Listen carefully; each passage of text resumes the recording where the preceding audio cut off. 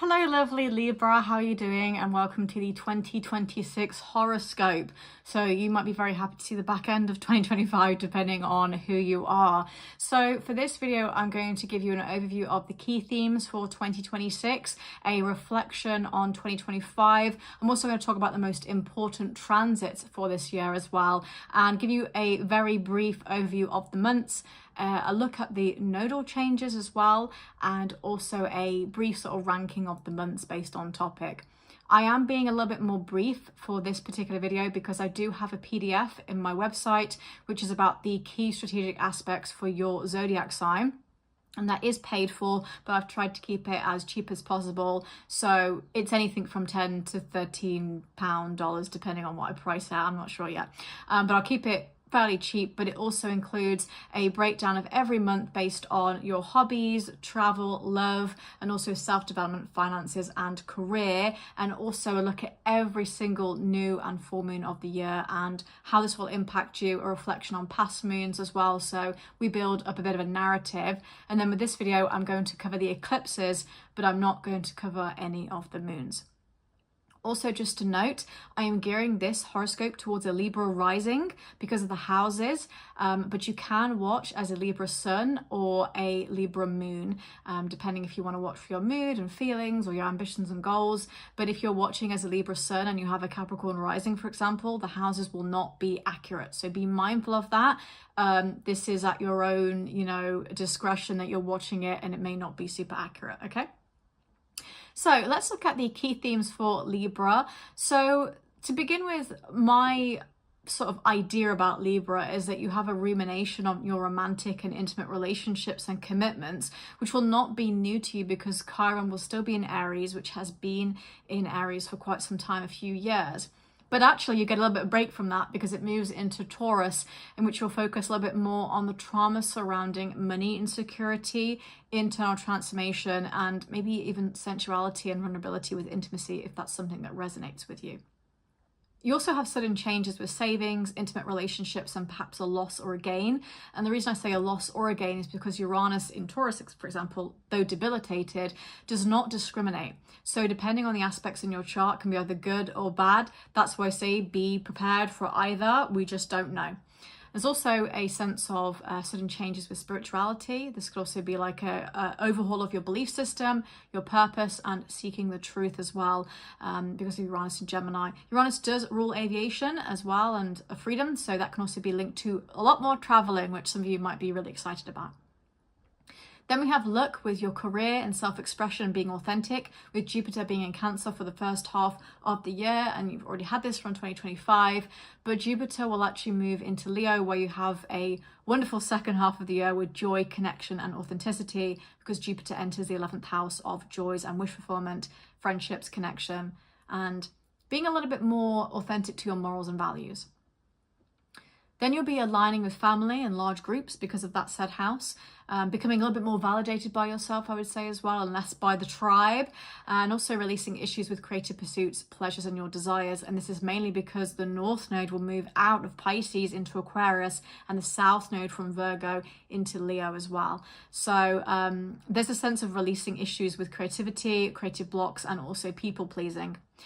Funny I say that as well, because you'll also be aligning with good physical health and releasing people pleasing because of the recurring themes from 2025 with eclipses in Pisces and Virgo. You also rebalance the mind with more stable mental health and ability to create in solitude as well. And I talked a lot about in my last horoscope for 2025 that Libra's physical health was really a clutch. And actually, I know somebody who's a Libra sun and rising, and they got diagnosed with something physical and having to manage that throughout the year. But also what you're doing for other people, stretching yourself too thin and not showing up for yourself authentically. And interestingly, that was a theme for 2025, which will also be carried into this year as well. So kind of living for yourself a little bit more, Libra, which I think is really great. But of course, as a Libra, you need to have balance and make sure that you're not one way or the other. The most important 2026 transits are, of course, eclipses in both Pisces and Virgo, as I just mentioned, but also Aquarius and Leo this time, which is going to be impactful because that will be in the 5th and 11th house.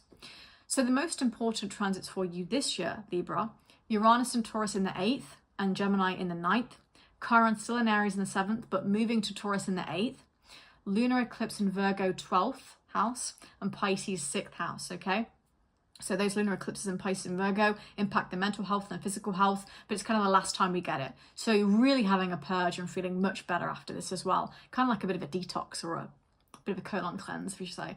We also have a North Node in Aquarius in the 5th house, very important, and South Node in Leo in the 11th house, which is now moving out of Virgo, and Jupiter in Cancer in the 10th house, moving into Leo in the 11th house. So very community focused this year as well, but with that North Node in Aquarius in the 5th house, which I'll talk about later in the video, is also going to be very impactful with your creativity.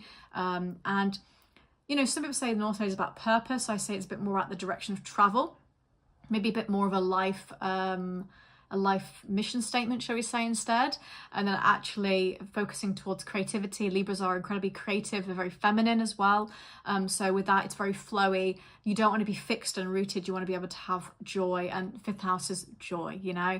Interestingly, Venus rejoices in the 5th house and Venus rules Libra, so this is a nice house to have the North Node in. Okay, let's reflect on 2025. So again, I'm still repeating myself here, but I'm just trying to make sure this is really rooted in. North Node in Pisces in the 6th house, South Node in Virgo in the 12th house, and eclipses in both of these houses.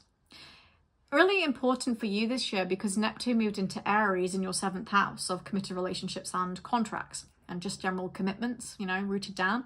30th of March. Neptune is not really a planet that likes to host a sign like Aries because Aries is too independent. It is also too reckless, maybe, or fiery. And Neptune is a planet of collective consciousness. So when you have a planet that's about collective fantasy and illusion and sort of, like I said, the collective, in a sign that is the most independent of all signs, it makes everything very hyper-individualistic. And that can make you very selfish in relationships. It can make you more self-serving. And it can also make you have issues with your relationships because you are thinking from ego or you're thinking too much from your own self point of view. That can also be with what you commit to and just generally feeling a bit like you're not the only person on earth right now. Saturn also moved into Aries, and that is a debilitated placement, 30th of May. In your 7th house of committed relationships and contracts again. Saturn will bring constriction. So because of that, you could face constriction with relationships. Like I said, with Neptune there as well. Neptune in the 7th house, you will find it very difficult to find a partner that sticks because you have a lot of delusional red rose tinted glasses about it. And so you don't see red flags, or you get yourself into situations that are poor. And so you think, oh, love is this and that. Well, is it? Or you're just getting yourself into situations that you shouldn't. Saturn in Aries as well is going to bring some emotional boundaries to relationships as well, having very intense conversations with a partner and having those boundaries where you need to set it or say, you don't respect me in this certain area, we really need to talk this over. So in 2025, you could have had experiences like that. If you have a natal Saturn in Aries, be mindful that this was the start of your Saturn return. And even though Saturn returned to Pisces in the autumn of 2025, it will return to Aries 2026 and will stay there for about 2 years. Jupiter also moved into Cancer June the 9th in your 10th house of career, expression and public life and how you're coming across, maybe being a bit more authentic as well. You could also found that you had either a little bit more joy with a father figure, or actually you found that there was more pressurizing things with the father figure. It can be an uncle, just a general older male in your life where you're like trying to get validation from this and why am I doing this? And then it makes you think a little bit more about the people-pleasing energy that the Pisces and Virgo axis brought for you as well. But, you know, Jupiter will move into Leo this year. Uranus also moved into Gemini from Taurus July the 7th, and that's 8th and 9th house, okay, so moving from. And it's interesting as well because Uranus in Gemini is a little bit more innovative than Taurus, I would say. And it's also a bit more about communication. So with that regard, it feels like you can really have a rebirth or a personal transformation that feels very unique to you. And it also feels like you're actually listening to your inner voice and your inner truth now as well. So that's a reflection on 2025. I'm going to go quickly through the months as well and see what is most important for you. So January, Chiron direct in Aries, January the 2nd in your 7th house. Again, this is important because it will get you to deal with your trauma directly and head on in the 7th house. It's not going to be here forever. You'll move into Taurus, but you might feel a little bit like my 7th house is getting hit a little bit. Full moon in Cancer, January the 3rd in your 10th house as a cardinal sign. This will impact you anything from 10 to 19 degrees. This is taking place at 13 degrees. A release of something to do with expression, validation, and career. Again, I'm trying to tailor this to a wide audience because some people watch me who are retired, don't have a job. So it's not fair for me to say that the 10th house is all about career when it doesn't apply. It can be the way that you're coming across to people in public, what you're striving for, what you're good at, father figures. Look it up on Google, I would say, and have a little list by you if you're interested in watching this video and saying, how will this resonate with me? Because, of course, you know, I don't know everyone personally, so I'm just trying to give a wide range. Venus in Aquarius, January the 17th in your 5th house, fantastic for quirkiness with creativity, being a bit more different, also good for dating as well. And you might find that if you do have children, that they teach you something new. New moon in Capricorn, again, as a cardinal sign, will impact you January the 18th. Anything from 20 to 29 degrees in the 4th house of home and family. This is a quite successful new moon as well, so it's really good for, you know, having a new start with home and family. In Capricorn as well, which rules the 10th house as well. Again, you might find more geared towards male figures in your life here. Sun and Mars moving into Aquarius as well in the 5th house brings more motivation and vitality to, you know, creativity and also dating as well, if you're interested in that. And then to end January, Neptune enters Aries, January the 26th in your 7th house. Again, as I mentioned before, this will bring a bit of fogginess to relationships. If you're trying to look for a new relationship, just be mindful of looking at the red flags and not being too, there's fog in front of my eyes.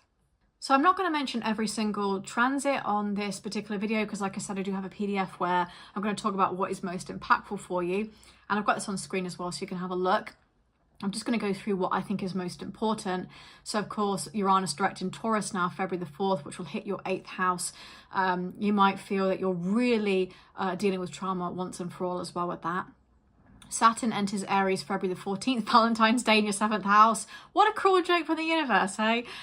This is difficult because it will bring some active constriction to that 7th house of love. Again, Saturn is multifaceted, so don't see it as the worst thing in the world. It can actually make relationships really strong because you commit, and it's all about maturation. So you get very mature, you get very serious about a relationship. Sometimes when Saturn enters your 7th house, it can even promote marriage. So again, it's not always constriction, it can be seriousness.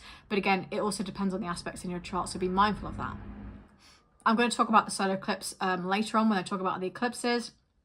But also Saturn will be conjunct Neptune in Aries at 0 degrees, February the 20th in your 7th house. This is the ultimate creation degree. We've not had this aspect for, I'm talking like forever. Like it's very, very long time, you know, since ancient times, right? 7000 BC, is that correct? I don't know, I think the date's contested, but it's a long time ago. And it's kind of like around the start of civilization. So this could be for you the start of a new relationship or the understanding that this relationship needs to be something else. We need to create it. It doesn't have to be an ending. It can be a pivot or just we need to remold this relationship. And again, you could also be recommitting to something specific in your life as well. It doesn't have to be love. Okay, let's look at March. Venus moves into Aries March 6th in your 7th house, bringing some harmony to romantic connections as well, and also good for signing like a contract for an apartment where you're living alone. It just feels kind of like, yeah, I'm living in the city. That kind of energy is quite good. Venus will be conjunct Saturn and Neptune in Aries March the 7th, and that's in the 7th house again. You'll hear me say the 7th a lot. And this is going to be important when it comes to Venus bringing a bit of harmony to the delusion of Neptune, but Saturn then trying to say, hang on, we need to look at the seriousness of this. I would say this is really nice manifestation with a bit of logic. So I actually quite like this. Venus conjunct Saturn, I mean, it's difficult because Venus is such a benefic and Saturn is malefic, right? It also depends as well if you have a day or a night chart as well, because then sometimes Mars can be the malefic and then sometimes Saturn can be, so it just depends as well. If you have a day chart, then Mars is going to be the malefic, and if you have a night chart, then Saturn is. And the reason I mention that is because sometimes when Venus is conjuncting a certain planet, it can't really give the full harmony. So for example, if Venus was conjunct Jupiter, it would be lovely, but when it's conjunct Saturn, again, it's like it doesn't always feel as harmonious as it could be. Speaking of, Jupiter is actually going to be directing Cancer March 11th after a retrograde period in your 10th house, in which you can really get opportunities for career expression and, maybe getting out in the public a bit more, maybe making more friends as well. Being popular. Sun enters Aries in the 7th house, and then Venus will actually leave Aries and move into Taurus March the 30th in your 8th house, which will still bring some harmony to intimacy and also good for savings as well. April, we have a full moon in Libra, April the 2nd. So if you're watching as a Libra rising, it's in your first house of self, or any Libra placement from 10 to 19 degrees. And so that's a nice release in the first house of identity and goals. Mars then swiftly moves into Aries, April 9th in the 7th house, bringing you lots of vitality. Mars in Aries, a domicile placement. So this is pretty good. Sex drive is high here, or bit of romantic spice with a relationship, or the commitment and energy to really go for your goals and actually lock it in. That always reminds me of the great lock-in, where I'm really committed to things. And also Mars will be conjunct Neptune in Aries, April the 13th in the 7th house as well. That used to be my dog's birthday, April the 13th. Oh, lovely, sunny. So Mars conjunct Neptune is going to bring motivation and drive to, delusion. This is fantastic for creativity, actually, for writing.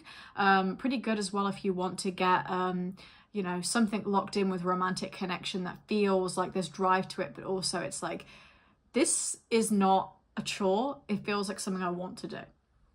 Mercury also moves into Aries April 15th in the 7th house as well, so you'll be able to communicate better with love. And then finally, you can see me saying 7th house a lot, new moon in Aries April 17th in the 7th house, a new start for romantic connections, to reshape a romantic connection, to recommit to something. So over February to April, you're going to be thinking a lot about your relationships and a lot about things that you're committing to. You might even find that with Saturn in that 7th house, you want to run away, but you have to really fight that. Mars conjunct Saturn in Aries, April 19th, that 7th house, you've got to fight it, all right? So that's going to be that energy there.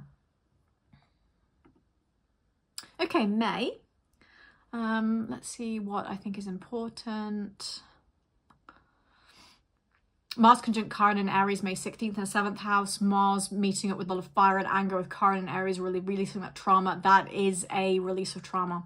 If I ever saw it with the 7th house, that's like, it's not the worst thing in the world, but it could be a really big argument that leads to something better and you can reshape a relationship. Or you might find yourself feeling really angry and wanting to be more independent, and then you don't want to commit to things. Again, it depends what kind of person you are, but the opportunity there is fueled with a bit of anger, and it's coming from a place of subconscious trauma as well, and that's the problem. Venus enters Cancer May 19th in your 10th house, bringing some harmony to your career as well, so use that. Again, in my PDF, I do talk about this. I'm not trying to plug this by any means. I hate plugging stuff. I hate doing it, but it is going to be more in depth. Okay. We also have June. Venus conjunct Jupiter in Cancer, June the 9th and the 10th house, absolutely fantastic. If you want to get a job, have a job interview, or secure something, do this now. Mercury entering Cancer in that 10th house as well. Mercury, Venus, it's just beautiful. Venus-Jupiter conjunction, we had this last year. It is so harmonious. It is actually angelic. It's really very beautiful. Use this energy. Mercury will retrograde in Cancer June 29th in the 10th house as well, so they're not the best time to try to communicate things with your job. So again, the start of June is much better for job opportunities if you have to take it. Full moon in Capricorn, June 29th in the 4th house. Anything from 0 to 9 degrees is going to impact you. And then, of course, as I mentioned, Jupiter enters Leo, June the 30th in the 11th house, bringing abundance to friendships and joys and wishes, and very nice.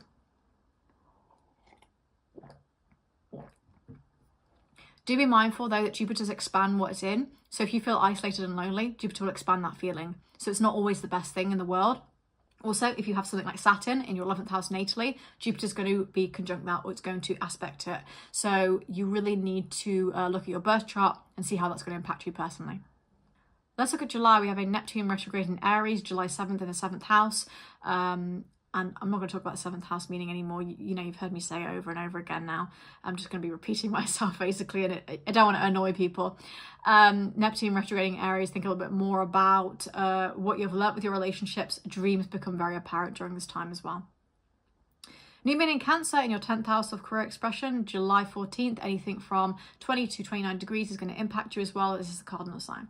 Good for career.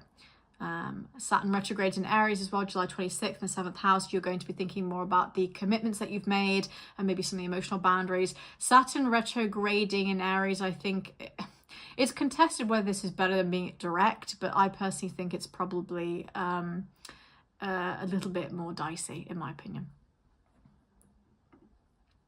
Okay, let's look at August. Venus enters Libra in your 1st house of domicile placement, of course, August 6th. It's at home, brings a lot of harmony to your identity and makes you very magnetic and attractive. And of course, Venus being in Libra is just going to be really romantic and just, it's even about romanticizing life. It doesn't have to be about actual love. It can be just romanticizing my life and, you know, going out and getting what I want, you know, going to the cafe and then someone gives me a free drink and I'm like, oh, I'm such a lucky girl. I'm such a lucky boy, you know, and it feels really good. Mars enters Cancer, August 11th in your 10th house, bringing some vitality and motivation to going after your goals with career, but also, again, really putting yourself out there, you know, being a little bit more social if that's something you'd like to do. I'll talk about the solar eclipse soon as well, and also the lunar eclipse. September, Mercury enters Libra, September 10th in your 1st house. You're able to communicate your goals and your meaning and intention a little bit more easily. Mercury enters Libra is not, Mercury in Libra is not a bad place for it to be. It's quite diplomatic.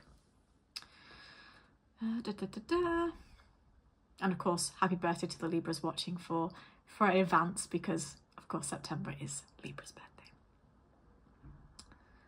Full moon in Aries, September 26th in the 7th house, a release with a relationship. Again, in the PDF, I keep plugging this so badly. I'll talk more about what that actually means. And the reason being is I can't think off the top of my head. If I could memorize what all the moons meant in my mind, I would do, but I'm not at that stage yet. October.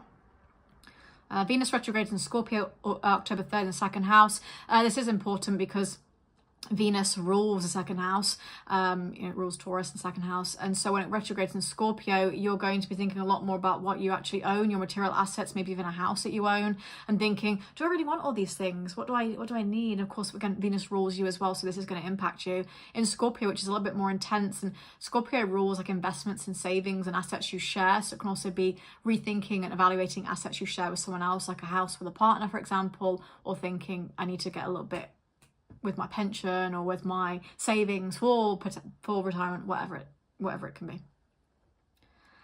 It can also be reevaluating your self-worth and self-esteem and maybe feeling a little bit like you don't have enough or you are not enough, which is not true at all. Of course you are enough, but you might feel that you're not.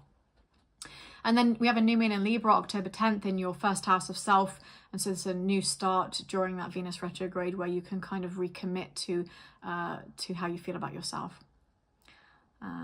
And also alongside Venus retrograde, Mercury retrograde in Scorpio as well, so might be a little bit more focused on assets. In November though, Mercury does turn direct in Scorpio, so it's a little bit easier. We also have a new moon in Scorpio in the 2nd house at November 9th, which you can recommit to material assets here. Venus also moves direct in Libra from Scorpio as well, November 14th in the 1st house, bringing more harmony. So you'll probably feel a bit better in November, but October you might be a bit up in the air about what you own and how you feel about what you own. Maybe a bit more on the spiritual path, shall we say. Yeah. Okay, December, Venus and Scorpio, December 4th, 2nd house. Again, focusing on money and assets. Mercury in Sagittarius, December 6th in the 3rd house. Just thought I would mention this because Mercury in Sagittarius is actually in detriment. And so the 3rd house is ruled by Mercury, so this can make communication just a little bit more dicey than it would be if it was in a different house.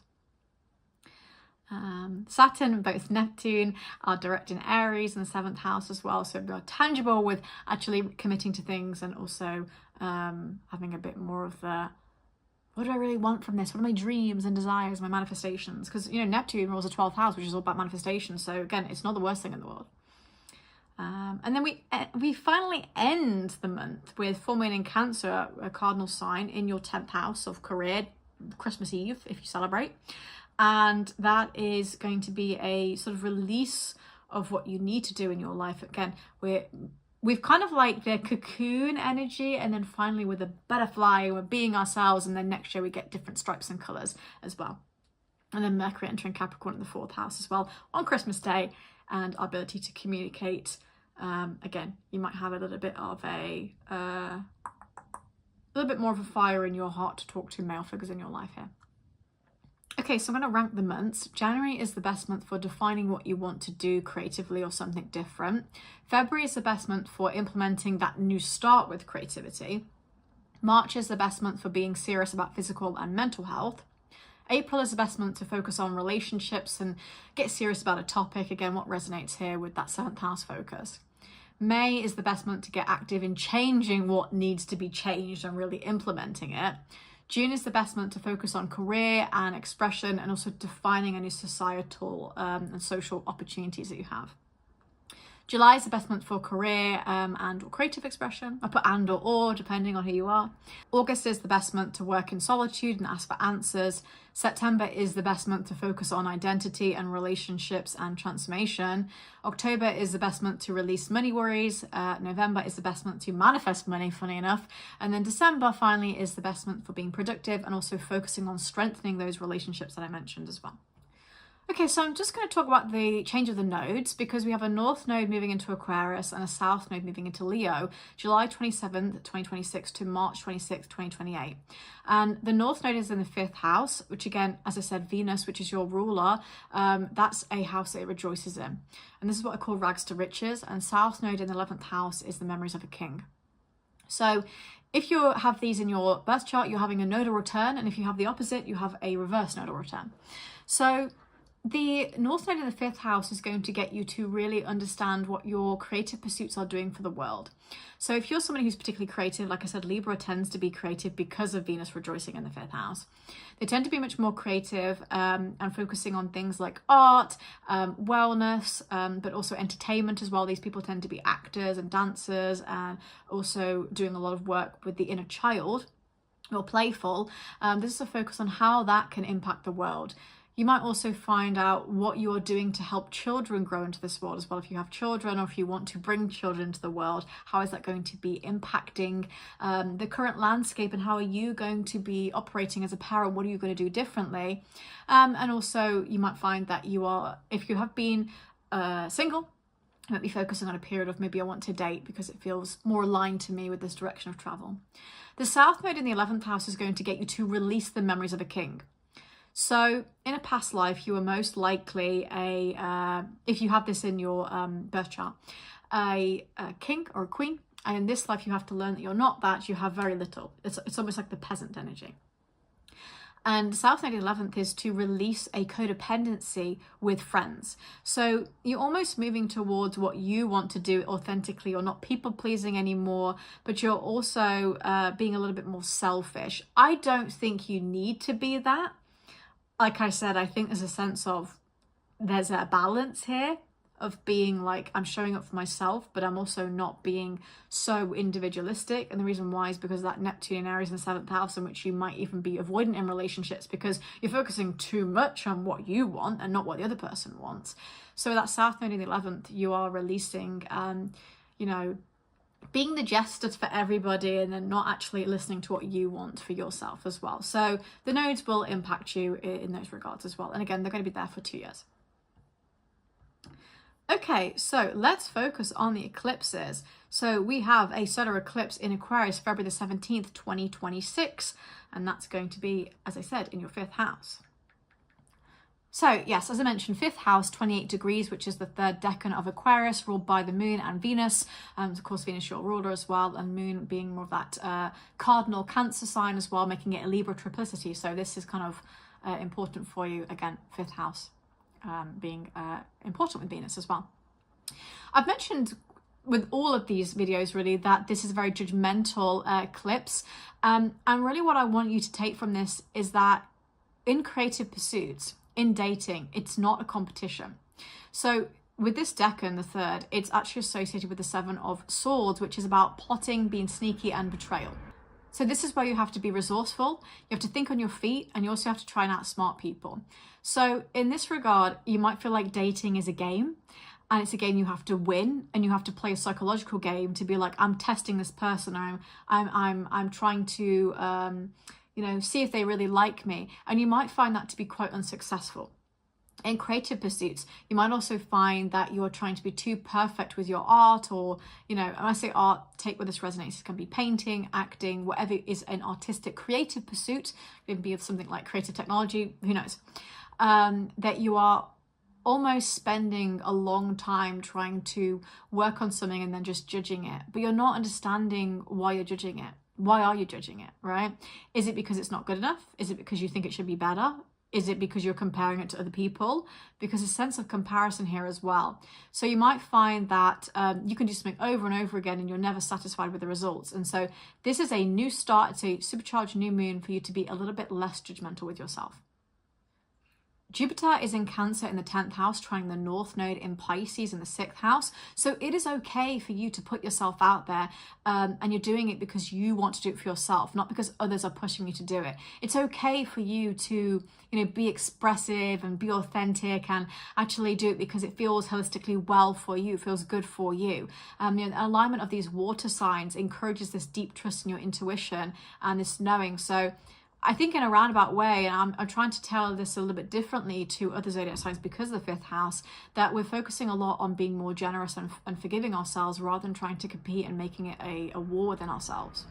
The Sun and Moon in Aquarius in the 5th house are also squaring Uranus and Taurus in the 8th house as well, which should get you to question the status quo. This is the Uranus in the 8th house bringing a bit of volatility and intensity to your moods as well, with the Sun and Moon in Aqua in the 5th house as well. So it's this heightened awareness regarding this volatility and knowing that there's a sudden opportunity or an unexpected shift in your creative pursuits or even in your dating life. This can also be, again, I'm trying to pick what resonates for everybody here, personal circumstances with intimacy and dating, and that you don't have to judge yourself for removing yourself from a situation or maybe not reacting to a situation with intimacy or romance in which you kind of like, I should be this or that. Well, it's you. Everyone's different, right? So it's all about having this strong urge to sit back and observe yourself and not to be in the fray of it being like, I should be this, So that is going to be quite important as well. Then we have a lunar eclipse full moon in Virgo, March the 3rd in the 12th house. And this is the second decan, which is also ruled by Venus, but ends Saturn as well, which makes it a Capricorn triplicity. So yet another eclipse that has a bit of Venus element in there too. This is actually more successful. It is a supercharged full moon, so a supercharged releasing, associated with the 9 of Pentacles, which is very open and vulnerable and very positive. This is very good in the 12th house for hard work paying off. This could also be a finalization of a manifestation for you as well. And the reason being is that I've worked hard, I've changed my thoughts, I've tried to be more positive, I've tried to put the work in, and I'm finally getting that success. You might feel like when you get it, it's too good to be true, but in the end, it's also about loving yourself. So with these two eclipses, with the Aquarius and the Virgo one, you're sitting back and observing yourself and trying to almost view yourself as if you were a child and you're looking after yourself as a child as well. And knowing that you have put the hard work in as well, and that you don't have to sacrifice anything anymore, and you don't have to deny yourself anything. You don't have to be a hermit. You can have freedom, you can have spontaneity. You do not need to suffer anymore, basically.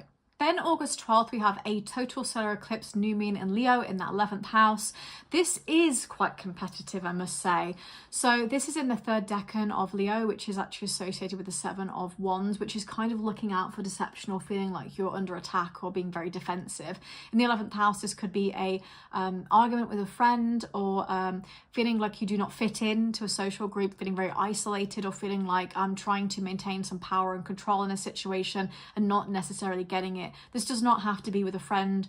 It can also be with an acquaintance or somebody that you have to consult with, like someone who's trying to fix your boiler and you're like, what the... it could be anybody really, but it's definitely related to something social. It can also be, feeling about your morals and values, or feeling like just a general disconcertation. Is that a word? Discontent with the world as well. Feeling like you're just fighting, as a forceful feeling as well. I would be mindful of people gossiping during this time as well, and you're like, hang on, this is just not what I want. Overall, the point here is that you're going to be standing up for yourself here and saying, you can't take advantage of me, and I'm going to be more confident than I normally would be. As you can see, we actually have a grand air trine, and as an air sign, this is important. So we have Pluto in Aquarius that is trining Uranus and Gemini, that is entrining Venus in Libra. Okay, then it's entrining back to Pluto in Aquarius, and actually you can see we've got two kites. We've got one on its side and one upside down. So grand air trine already is going to be quite important when it comes to people feeling defensive and aggressive. That often see grand air trines that can be very positive, but they can also be involved in big political situations as well. Interestingly as well, to have two together, you know, making this kite formation that's already very transformative together with air, it is really important. And it's also going to get you to be more strong in your convictions as well, which I think is not a bad thing for you, Libra, especially since you are putting yourself first a little bit more now. Then August 22nd, we have a partial lunar eclipse, full moon in Pisces, and that's going to be in your 6th house, taking place at 4 degrees in the first decan, which is a bit of a disappointing decan, actually. It's quite a sort of like, you know, and the 6th house is traditionally not a very good house to have abundance and joy, because it doesn't aspect the first house. And so because of that, it's difficult to have a lot of hope and joy with it. Of course, some people can, but generally from my research and observations, it's difficult because it was traditionally the house of slavery. So you're often finding that you have to give up or sacrifice things that you want in order for the balance of the world to work out, or balance of your relationships to work out. And it kind of feels like, why am I never getting what I need to? Also, this first decan's a bit more creative for artists as well. So again, if you're more of an artistic Libra, it's going to hit you more on a sort of creative level of feeling like my decisions are not working for me. This is actually associated with the 8 of Cups in Tarot, which is actually walking away from what you thought would be successful. And so again, it's a disappointment. I thought something in the 6th house was going to work out. This could even be, you know, having to say goodbye to a colleague or a co-worker, feeling like you are always going to be the person giving and never getting to take back. But also this could be a situation where you have to release something with a pet or an animal as well. Again, this can be shown differently for everybody depending on your chart, so be mindful of that. It does also come across as a very serious, intense energy, because Pisces moon is always going to be intense. I know I got a Pisces moon, but with the 8 of Cups element there as well, it's the most authentic energy. It's just not superficial, so you're really going to feel that cutting you on a deeper level. And then of course we do have you know, Mars in Cancer as well, which is a little bit more weepy as well, so it's like, oh my god. And you know, there's an energy there of Jupiter being opposite Venus in Libra, which should be harmonious, but when it's opposite Saturn in Aries, you know, you have that focus of, is there an issue with the give and take in my relationships right now? So, you know, it isn't a full lunar eclipse, it is partial, but it is going to impact you because Pisces is very intense. And like I said, the 6th house is not traditionally the best house. So it's not the best when it comes to duty and fulfillment in that way, and feeling like someone's looking after me. Okay, so that was the overview of the eclipses. So overall, Libra, I don't like to say that years are better than others, or other zodiac signs are better than others. I think this is a perfectly okay year, but the focus on relationships is pretty strong. I think because of Saturn and Neptune both really being in Aries now in the 7th house, the focus of Chiron moving from Aries into Taurus in your 8th house, giving a bit more of that focus on loss and gain and a bit of a rebirth as well. And again, this focus on the Virgo and Pisces eclipses in the 12th and the 6th house, which again, not traditionally the best houses to have a lot of volatility in, because they rule physical and mental health, and so it's not the best as well. But there is great energy here. Like I said, Jupiter in Cancer in the 10th and moving into the 11th, both really good houses to have Jupiter in. And then also we have the North Node in Aquarius moving to the 5th house as well, helping you to gain a sense of direction with your creative pursuits, your dating, and maybe even children as well. So take what resonates there. You know, if you think that's going to be a great year, then so be it. If you're like, oh God, I don't want this year, then that's also going to be what you manifest. Life is what you make it. Astrology is not a puppet show. You do have free will. It simply gives you an opportunity. You know, it's all about what you make of it as well. So if you like this video, please give it a like or drop a comment what you're looking forward to, any goals you want to achieve, you know, how you are feeling about the year. Are you excited? Are you apprehensive? And yeah, I hope you have a wonderful 2026, and I'll speak to you soon.